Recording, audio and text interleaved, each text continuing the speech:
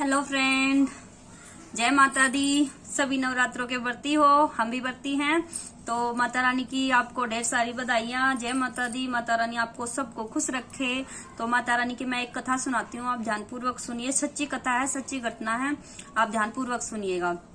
तो क्या होता है, एक बार एक गरीब घर से लड़की होती है, उसकी शादी कर दी जाती है और शादी हो जाती है उसकी मिडिल क्लास फैमिली में, यानी मध्य वर्गीय में, ना ही ज्यादा गरीब और ना ही ज्यादा अमीर।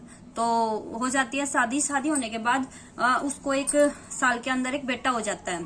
तो बेटा हो जाता है, फिर जब तक बेटा एक साल का नहीं होता तब तक तो कोई कुछ नहीं कहता, अच्छे से रहते हैं सभी, बहुत खुश होते हैं। तो एक साल बाद फिर सभी उसको, घर बार के सभी कहने लगते हैं कि भाई तू एक बेटा हो गया है, एक बच्चा और कर ले। तो भाई दो हो जाएंगे, दो तो होने चाहिए। तो हमारे यहाँ की रिवाज है, तो दो बच्चे तो होने ही चाहिए। फिर क्या है, वो कहती है कि माता रानी जब देगी तभी होएगा, मैं कुछ नहीं कर सकती इसमें, माता रानी का हुक्म होगा तो हो जाएगा। तो ऐसे ही करते करते दिन बीत जाते हैं। बेटा उसका 7 साल का हो जाता है। आस पड़ोस भी कहते हैं कि भाई एक बच्चा और कर ले तो तुम्हें भाई अच्छा सा हो जाएगा, 2 बहन भाई हो जाएंगे या फिर भाई भाई हो जाएंगे, तो 2 बच्चे हो जाएंगे तो अच्छा होगा। तो फिर वो सोचती है कि ठीक है, माता रानी जब देगी जब ही होएगा, मैं कैसे कर सकती हूँ, मैं तो कुछ प्रोग्राम नहीं कर रही, मतलब मैं तो कुछ नहीं कर रही हूँ फ्रिज वगैरह, तो माता रानी का जब हुक्म होगा तो दे देगी। एक बार क्या होता है, रक्षाबंधन आती है। तो रक्षाबंधन के दिन उसको एहसास होता है कि हाँ, काश मेरे भी एक बेटी होती, तो मेरे बेटे की एक बहन होती तो उसकी कलाई सुनी ना रहती। अगर उसके पास बेटी नहीं है, बहन नहीं है, मेरे बेटे के पास बहन नहीं है, तो उसकी कलाई सुनी रह जाती है। तो फिर वह मतलब मन में इच्छा होती है उसकी कि भगवान, हे माता रानी, मेरे को एक बेटा दे, बेटा तो है, बेटी दे, आप मेरे घर में वैष्णवी रूप लेकर प्रकट हो। तो वह कहती है। फिर नवरात्रे आते हैं, ये जो अब नवरात्रे चले गई है, यही नवरात्रे आते हैं। और नवरात्रों में वह नवरात्रों का पूरा 9 के 9 दिन बढ़ती रहती है और रो रो के माता रानी से एक ही प्रेयर करती है, हे माता रानी मेरे को भी एक बेटी दे, हे माता रानी मेरे को भी एक बेटी दे। तो माता रानी उसकी सुनती है कि माता रानी मेरे को एक बेटी दे, मैं आपका जागरण करवाऊंगी अगर मेरे घर में आप वैष्णव रूप लेके आओगे। वैष्णवी रूप होता है छोटी कन्या का। अगर आप छोटी कन्या का रूप मेरे घर में लेके आओगे तो मैं माता रानी का जगराता करवाऊंगी, बड़े वाला जगराता। तो यह बात वह बोल देती है। तो माता रानी भी, जो भक्त सच्चे मन से प्रेयर करते हैं उसकी माता रानी जरूर सुनती है। अगर आप दिल से प्रार्थना करते हो, कोई भी आप विश मांगते हो, तो माता रानी अवश्य ही पूरी करती है।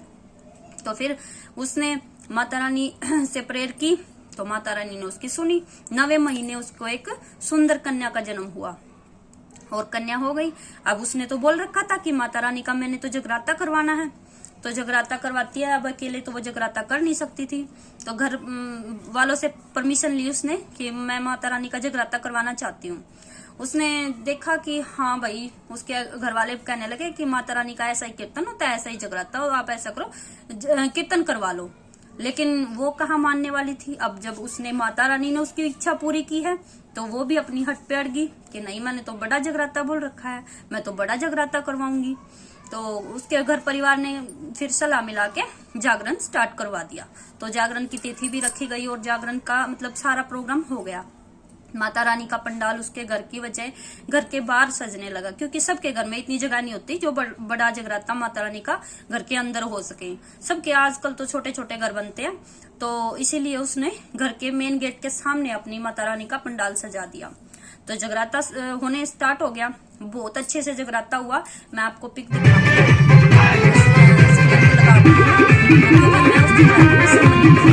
तो जगराता बहुत अच्छे से हुआ, बहुत बढ़िया जगराता हुआ। सारी झांकियां निकली, गणेश की निकली, राधा रानी की निकली, राधा कृष्ण की निकली, सुदामा की निकली, सारी झांकियां बहुत अच्छे से निकली। तो पूरा जगराता होने ही वाला था, 3:30 का टाइम था। तो 3:30 बजे जैसे ही माता रानी का झांकी निकलने की बारी आई, तो जैसे माता रानी उसने उस दरबार में प्रवेश किया, बन करके काली माता, तो माता रानी ने उस दरबार में प्रवेश किया, तुरंत लाइट चली गई और जोरदार बारिश होने स्टार्ट हो गई। तुरंत लाइट जाते ही बहुत जोर की बारिश स्टार्ट हो गई। बारिश स्टार्ट होते ही माता रानी का बस आगमन ही हुआ था, आगमन हुआ भी नहीं था अच्छे से, बस तुरंत ही बारिश स्टार्ट हो गई। तो बारिश स्टार्ट होते ही सभी अपने आस पड़ोस के थे जो वे अपने अपने घर चले गए, हम भी अपने घर आके लौट गए। कि भाई चलो अब तो बारिश होगी, अब तो सब कुछ खत्म हो गया। लेकिन जगराते वाले का एक रूल होता है, अगर वो जागरण स्टार्ट कर देते हैं तो कुछ भी हो जाए वो अपना जगराता पूरा करके ही हटते हैं। और जगराता पूरा तब तक नहीं माना जाता जब तक तारा रानी की कथा ना हो जाए। तो तारा रानी की कथा रह रखी थी और वो और सारा जगराता हो चुका था, लेकिन तारा रानी की कथा अभी बाकी थी और वैष्णो रूप भी आना बाकी था। बस जाके आई थी काली माता की, तभी लाइट चली गई, सब कुछ प्रोग्राम खत्म हो गया। तो फिर उन्होंने जगराते वालों ने बोला कि आप ऐसा करो, माता रानी का जागरण आधे बीच में नहीं छोड़ते, तो अब इसको तो पूरा करना है। आप ऐसा करो, घर में जो भी माता रानी की फोटो तस्वीर रखी है आप उसको मतलब एक मेज पर उसका पंडाल लगाओ घर के अंदर, और उसको माता रानी की जो है जोत अंदर रखवाओ।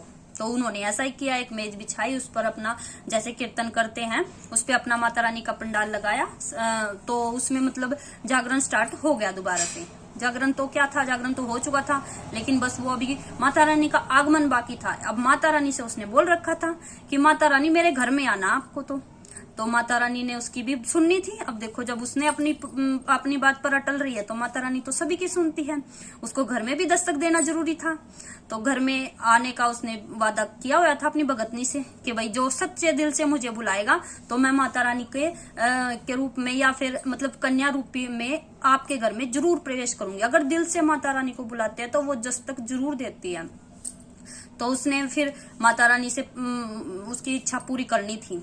तो उसके घर में हुआ सारा सब कुछ मतलब स्टार्ट हुआ। तो मैं तो अपने घर पे थी, तो लेकिन क्या हुआ, उनके घर में छोटी कन्या नहीं थी। तो छोटी कन्या ना होने के कारण अब वो उस माता रानी का तो वैष्णो रूप तो लेके आना था, उसको जागरण वालों को माता रानी का वैष्णो रूप लेके आना था। मेरे पास आए कि भाई तू ऐसा कर, अपनी बेटी को हमारे यहाँ भेज दे, मैं अपनी मतलब हमारे जागरण में माता रानी बना के लेके आना है इसको।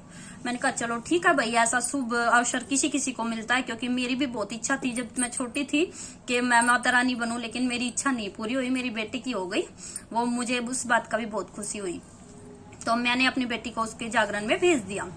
तो फिर क्या था, माता रानी का रूप लेकर उनके घर में आई और आकर के उनके घर में तारा रानी की कथा स्टार्ट हुई। इतनी अच्छी कथा उन्होंने कही तारा रानी की, इतनी मैंने कभी किसी जागरण में इतनी अच्छी कथा नहीं सुनी। वैसे माता रानी की कथा अच्छी होती है, लेकिन जितने अच्छे से समझदार से समझाया ना उन्होंने, इतना मैंने कभी किसी के जागरण में नहीं सुना। तो उनके घर में माता रानी का प्रवेश हुआ, वह छोटी कन्या भी उसके घर में हुई, और जो मतलब माता रानी की जोत जगी वो भी उसके घर के अंदर जगी। अब ये इस बात से यह शिक्षा मिलती है, अगर हम माता रानी को दिल से अपने घर में बुलाना चाहते हैं ना, तो घर में भी वो जरूर आगमन होएगा उसका, माता रानी जरूर दस्तक देगी। अगर दिल से बुलाओगे, अगर ऐसे ही बोल दिया माता रानी मेरे घर में आना, मन में चल रहा है कुछ ऐसे, तो नहीं आएगी। हाँ, अगर सच्चे दिल से आपके निकलेगी ना कोई दुआ निकलेगी, तो आपकी वो दुआ भी पूरी होगी, और कोई प्रार्थना करोगे तो वो भी पूरी होगी। जिस प्रकार माता रानी ने उस लड़की की सुनी, इसी प्रकार सबकी सुनती है माता रानी। बोलिए माता रानी की जय हो। तो आपको अगर ये कथा अच्छी लगी हो तो प्लीज लाइक शेयर सब्सक्राइब करना, और जय माता दी कमेंट में जरूर लिखना। बोलिए जय माता दी, सारे बोलो जय माता दी, जोर से बोलो जय माता दी। ले लीजिए, अभी प्रसाद की बारी है, आरती मेरी हो चुकी है, कथा आप भी फ्रेंड प्रसाद खा लीजिए। ले प्रसाद ले लो, और ले मिश्री का भी ले लो, पंचमेवा का प्रसाद इसमें लगता है। प्रसाद ग्रहण कीजिए। मैं भी एक बार ले लेती हूँ थोड़ा सा।